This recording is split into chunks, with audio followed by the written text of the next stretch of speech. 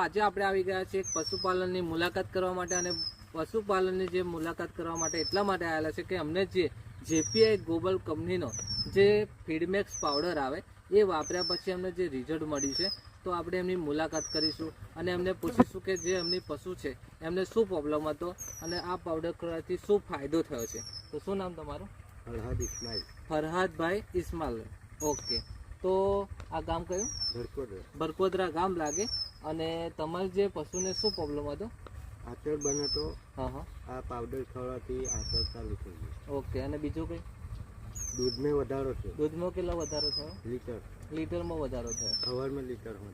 અને જે પેલો ઘાસ ચારો આવું બધું ખાય છે એમાં ખોરાક વધી ગયો. ખોરાકમાં પણ વધારો થઈ ગયો. તો હવે એમની ભેંસ બતાવીશ. આવો મિત્રો, ભેંસ તમને એમની બતાવો.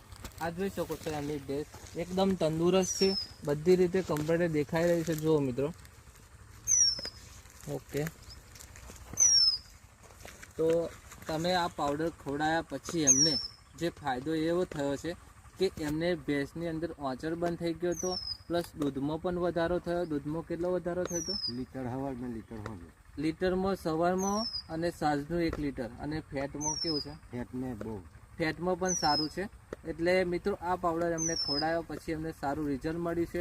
તો મિત્રો તમારે